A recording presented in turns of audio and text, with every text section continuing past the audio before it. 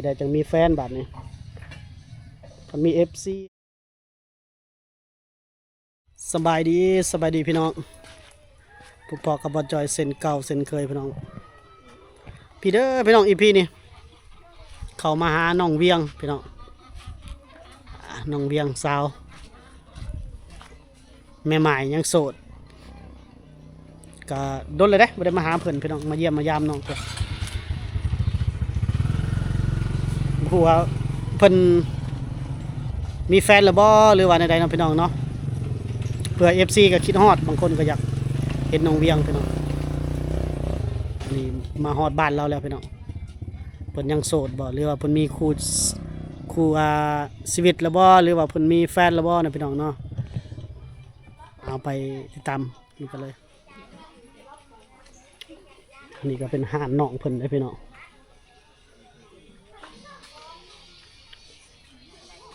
นี่น่าจะเป็นเฮือนแม่เราโอ้นี่เราเปลี่ยนฟ้าใหม่เลยได้พี่น้องเนาะแต่ก่อนไม่อัดเลยไม่อัดมันก็ปีเดียวกับผุพังหมดนี่เฮือนแม่เพิ่นตอนนั้นอาจจะเป็นเฮือนครัวพี่สาวผู้ไทยเป็นขึ้นไปเขาซื้อเขาให้มาละเขาซื้อแล้วเนาะเขากิโลแล้วถึงโอ้เราเปลี่ยนฟ้าใหม่แล้วเนาะตอนบ่จอยมาตอนนั้นฟ้าอัดเลยปีเดียวเท่านั้นแหละปีปลายถึกฝนถึกลมถึกแดดมันก็แห้งไป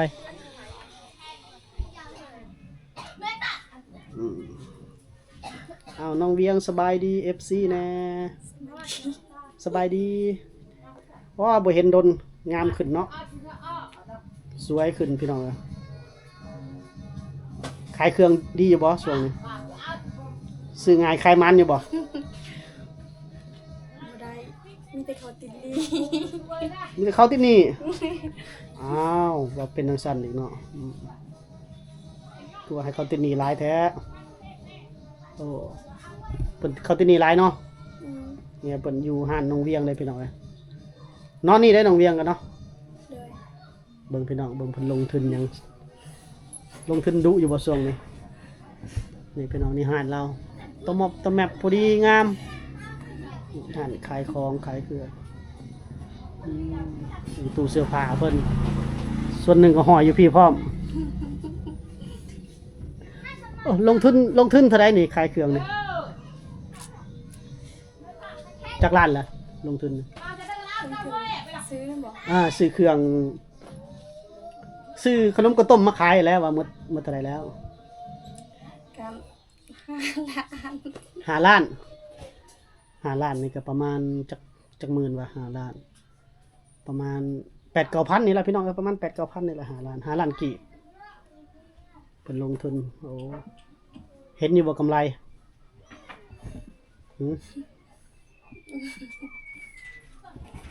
น้องเวียงเพิ่นอยากอ้ายนะคือว่าอ้ายเก่งกระดอน้ำมันก็ขายบ่น้ำมันก็บ่ได้ซื้อมาขายบ่น้ำมันโอ้ขายแล้วบ่ได้ยังเอาคือว่าบ่ได้ยังก็เขาติดนี่ตลอดโอ้น้ำมันกระมูที่นี่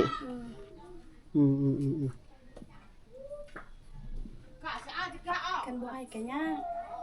แน่นอนแหละเศร้าซะขายเครื่องก็เศร้าขายเครื่องเฮ็ดหยังซะบัดนี้เนาะก็บ่ได้เฮ็ดหยังเลยเนาะคิดว่าเอาผัวอะไรยังบ่เอาอีกเนาะ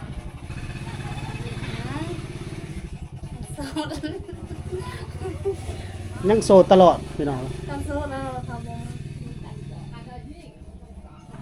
บ่มีคนมักบ่ให้ FC อ้ายจอยซะเนาะมัก FC อ้ายบ่มักอย่าตัว FC อ้ายซะเด้อเดี๋ยวสิ FC เพิ่นกระถามอยู่ดอกว่าเพิ่นบ่เห็นมาถ่ายน้องเวียงโอ้ญาติว่าเพิ่นมีแฟนแล้วพี่น้องบ่จอยก็บ่ได้มาแล้วถามเขาโอ้ยังอยู่เพิ่นว่าถามน้องเวียงก็ว่ายังพี่น้องเพิ่นยังบ่มีแฟนเนาะแม่นบ่เอาอันนั้นได้100ได้อย่าตัวสิได้ตัว FCI บ่ได้เด้อลงทุนหมด5 ล้านเพิ่นว่าแต่บ่เห็นนั่นพวก น้ำวงน้ำหวานเนาะเห็นแต่พวกแชมพูพวกนั้นไปเนาะแถวนี้แต่ว่าบ่เห็นน้ำหวานแบบเครื่องดื่มอะนะอันนี้เบียร์บ่ โดย คือบ่ซื้อพวกเครื่องดื่มไอ้น้ำวงน้ำหวานมา กันสื่ออ่า เฮ็ดได้พวกแช่น้ำหวานน้ำเย็นน่ะนะ บ่มีซื้อนั่นก็ต้องมีตู้เย็นเนาะ โอ้ต้องมีตู้เย็นเนาะ โดย เอามามันก็บ่เย็นอีกเนาะพวกน้ำหวานเป๊ปซี่มันยังน่ะโอ้บ่มีตู้เย็นเพิ่นเลยบ่ซื้อมาเอาคือบ่ซื้อตู้เย็นมาซะ บ่มี ตู้เย็นหรือตู้แช่แค่นี้ตู้แช่โอ้ตู้แช่เครื่องดื่มอะเนาะพวกแช่อาหารพวกได้พวกนั้นเนาะเขามันมีซองบ่คือน้องคือเฮือนของเฮือนน้องใจเด้อพี่น้องโอ้แบบนั้นแบบนั้นราคาเท่าไหร่เขาเคยซื้อกันตู้แช่แบบนั้นราคาเท่าไหร่ 7 ล้านทีนี้ 7 ล้านนั่นตัวใหญ่แล้วเนาะโอ้ประมาณ10,000 บาทพุ่นเด้อพี่น้อง10,000กว่าๆน้อยหนึงคันตัวน้อยบ่ฮอดแม่นบ่ ตัวน้อยนะฮอด4 ล้านตัวน้อย โอ้ ตัว คัน อัน คันใดเอาตัวใหญ่พุ่นมันสิบ่ยากบ่มันไฟถึงบ่ไฟชุมเจ้าถึงบ่หมายถึงว่า ไว้ มันบ่กินไฟหลายบ่ตู้ใหญ่หั่นนะตู้แช่ใหญ่นะ จักไว้เนาะบ่เคยใช้ ไฟเจ้ามาแห้งบ่หมายถึงว่าไซส์มันใหญ่บ่ กาแห้งอยู่ โอ้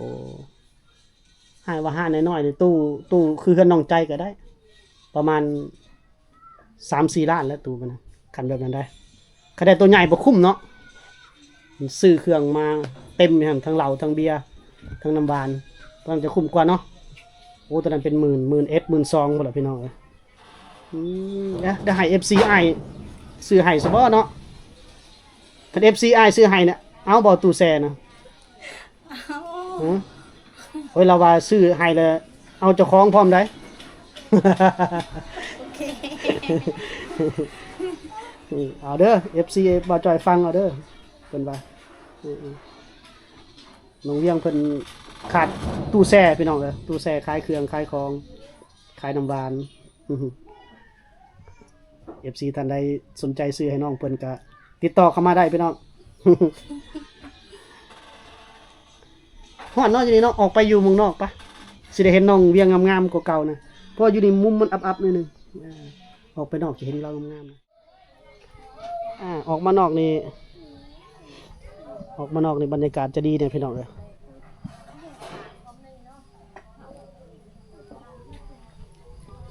มีความเซ็กซี่เบาๆเนาะว่าเขาใส่สายเดียวแห้งกันไปกว่านี้เลยเนาะ นั่งก่อนนั่งเลยสวย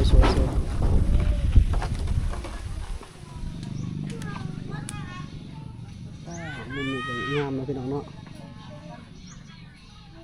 น้องเบียงก็โสดด้นเลยได้พี่น้องเลยเนาะบ่มีผู้ใดมาดูแลมาเป็นเคินไว้อะไรวะเป็นมีคู่เนาะน้องเบียงเป็นอะไรคือบ่เห็นเปิดใจคือว่าบ่มีแฟน มีคนมาก บ่มีคนมัก โดย ว่าดังๆนะบ่มีคนมักบ่ โดยมีคนมาก เป็นได้คือบ่มีคนมักบ่แม่นเจ้าเลือกหลายบ่ แม่ หืมบ่ กูมักลูกติด บ่มักโอ้ถามน้องเวียงว่าเป็นได้บ่แม่นเขาบ่มักลูกติดเนาะเอ้าลูกติดแห่งดีแล้วว่าซื้อ1แถม1เลยลูกติดนี่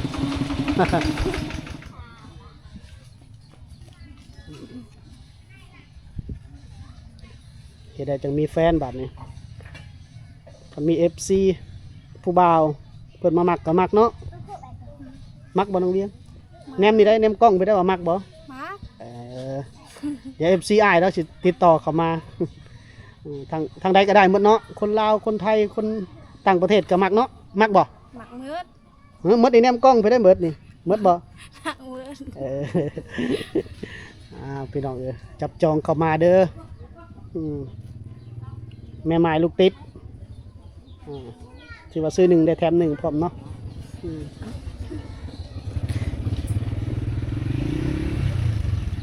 นี่แหละพี่น้องอยู่กับน้องเวียงบรรยากาศยามแรงๆก็จะมีรถแล่นรถผ่านเด้อพี่น้องมื้ออื่นไปทางใดมื้ออื่น ไปเสียหยัง โอ้ยังไปเสียหญ้าบ่ยังบ่แล้วเลยยังบ่แล้วบ่ อยู่ภู โอ้ บนทางมันแล้ว ซุมื้อนี้ยังไปเสียหญ้าฮะเสียหญ้าสวน ใจ สวนมันหรือสวน สุนมัน สวนมันเนาะปลูกหลายหรือจักสวนแหละปีนี้ 3 สวนพี่น้องมาซอยน้องเวียงได้เด้อพี่น้องเด้อ มาซอยหน่อยเด้อ คันคนบ่มาซอยก็เงินมาซอยก็ได้เนาะ แหน่ สิได้ไปจ้างเอา จ้างน้องเวียงจะจังบ่ได้ไปอันเสียหญ้าให้ตากแดดพี่น้องอ่า แดดแห้งสูง บูแดดสุดยอดเลยพี่น้องหรือว่า FC อันอยากมาช่วยเสียหญ้าซอยก็ได้ มาโลด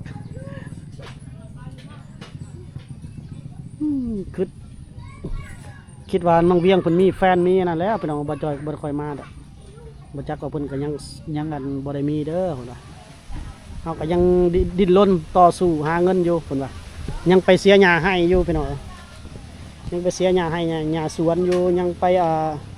ยังไปนั่นล่ะยังไปพุ่นยังไปอีกยังไกลอยู่ยังไปเสียหญ้ายังไปนั่นอยู่เนาะยังไปลกมันอยู่ขายเครื่องในห้างกับบ่พอสิได้กำไรเนาะเห็นอยู่บ่กำไรขายเครื่องในห้างแต่ละเดือนบ่เห็นเลย คันขายยังสิได้กำไรซะบ่ฮู้แนวขายได้กำไรเนาะแต่ว่าน้องเพิ่นอายกล้องแห้งขนาดพี่น้องจนเว้าก็บ่เป็นเนาะเอาเดี๋ยวสิมาถ่ายดูก่อนจังบ่อายจักเทื่อเนาะถ่ายดูเดี๋ยวหาคอนเทนต์กับน้องเพิ่นดีกว่าพี่น้องพุ่นละมื้อหน้าพุ่นละมื้อนี้มันค่ำแล้ว 4-5 โมง ไปกับบนนั้น บ่นัดและยันบ่พอเด้นัดปะยันบ่มาแล้วเดี๋ยวอันนั้นอีกเดี๋ยวเจ้าเสียเวลาเจ้าอีกเพราะว่าคือว่าแล้วบางเทื่อไปหันมานี่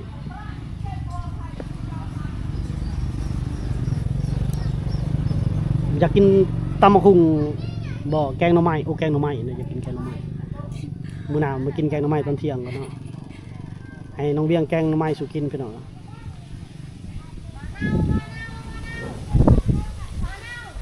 ให้น้องเวียงแกงหน่อไม้คือสิแซ่บเนาะบ่ได้กินแกงหน่อไม้ดนละมื้อใดน้องเวียงอยู่ก่อนมื้อใดอยู่ซะอีกวันใดอยู่วันใดอยู่มื้อใดอยู่เฮือนมื้ออื่นนี่ไปเสียหญ้าอันบ่มื้ออื่น มือใดก็เมื่อยกับพระ โอ้บ่นั่นเลยเนาะบ่ฮู้เลยบ่มีนอกจากหยุดเองว่าซั่นซะกษัตริย์บ่ได้ไอ้นัดจังหยุดเนาะบ่ได้ไอ้นัดกัน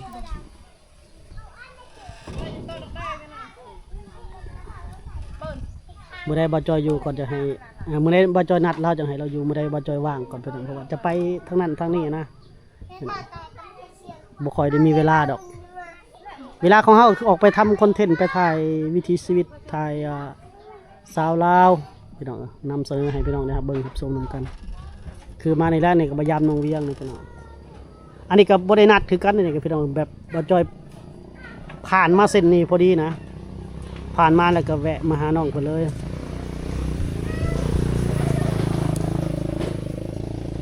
แล้วก็มาเบิ่งว่าอยู่เฮือนบ่พอดีเราอยู่พอดีมื้อนี้ก็พี่น้องถือว่าโชคดีเฮาสิได้พอผู้สาวในบ้านนี่ไปใส่เบิดล่ะยังมีบ่คุณใหม่หั่นแหละเนาะ สำนี สำนีบ่โอ้ยังน้อยโพดสำนีใหญ่กว่านี้ก็บ่มีบ่ มี มีนางหยังเนาะ สาวน้อยกับสาวยัง ฮะ สาวน้อยกับสาวยัง บ่ อายุบ้าน โอ้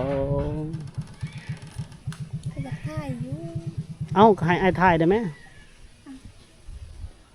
มื้อหน้านัดไว้ให้เด้อหรือบอกก็อยู่ใส่เฮือนเขาซะ อยู่ทุ่ง อยู่ทางนั้นบ่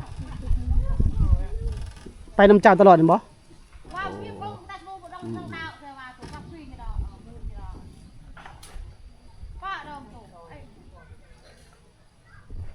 ะไรอีก น้องเวียงนี่เพิ่นก็เก่งเลยพี่น้องเอ้ยหาเงินเลี้ยงครอบครัวเลี้ยงลูกปลูกมัน3 สวนหมู่พี่น้องแล้วก็ได้เงินขายมันก็มาลงทุนใส่ห้านถือว่าดีเติบเก่งเติบพี่น้อง ใส่เป็นเพื่อนแม่ อันนี้คือข้าวฟ้าใหม่เนาะโอ้หมดจากร้านข้าวฟ้าใหม่เนี่ย ซื้อแต่น้ำมัน โอ้ ซอย โอ้ให้พ่อบ่พ่อหรือพี่น้องหรือใคร พี่น้อง พี่น้องเพิ่นให้ซอยเนาะแม่นผู้บ่าวติ เป็นแม่ อ่า นาบ้า น้าบ่าวโอ้ดีแล้วแต่ก่อนฟ้านี่มันออกเลยเนาะฟ้าเนี่ยอายว่าแล้วบ่โดนฟ้านี่นี่เจ้าเกาะมาตื่มอีกคันนี้โอ้คักเลยนี่เกาะมาตื่มอีกคันนี้อันนั้นเป็นห้องขายเครื่องเกาะมาอีกห้องหนึงเป็นห้องนอนเลยถ้าได้เงินนะต่อตัวนี้แหละต่อตัวนี้ออกมาประมาณจัก2-3 เมตรต่อเฮ็ดหลังต่ำหรือหลังสูงก็ได้คันมีงบวะคันมีงบอันนี้ก็บ่แม่นง่ายเนาะให้เดี๋ยวนี้แพงๆเบิดเป็นหยังก็แต่ว่าเก่งแล้วสู่ชีวิตแม่เลี้ยงเดียวพี่น้องก็ซ้ำนี่ละขายมันพร้อมลงทุนขายเครื่องพร้อมแล้วก็เฮ็ดห่านบูรณะห่านใหม่พร้อมถือว่าเก่งแล้วกินหยังมื้อแรงนี่กินหยัง แม่เขาบอกว่าบ่มีอาหารกิน ฮะ บ่มี บ่มีอาหารกินเนาะไปเสียหญ้าบ่ได้ไปหากินเลยบ่ไปสอนไปหยังบ่ได้ไปบ่ เมื่อวานไปสอนปลา ได้หลายบ่ ได้เป็ดปลาดุก3 ตัว เนี่ เบิ่ ย งตัวอันนึง โอ้เงียงปักมือเลยเจ็บบ่เออแสดงว่าปลาดุกใหญ่เติบเนาะโอ้เก่งไปหากินก็เป็นได้พี่น้องเอ้ยงามๆไปนี่กันเนาะหากินก็ได้ไปสอนปลาได้ปลาดุกปลาข้อบ่ได้เนาะจับปลาคอแน่นๆได้จังอยู่ได้ จับบ่ชูมันหลุดมือได้น้องเวียง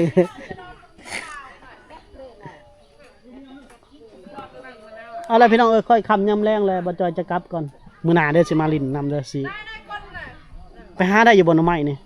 ไปหามีอยู่บ่บ่มีบนหน่อไม้กันโอ้แสดงว่าได้ซื้อมาแล้วเนาะเนาะเดี๋ยวให้น้องเวียงแกงหน่อไม้ตำหุงสู่กินพี่น้องเอาเป็นอีพีหน้าพี่น้องเนาะ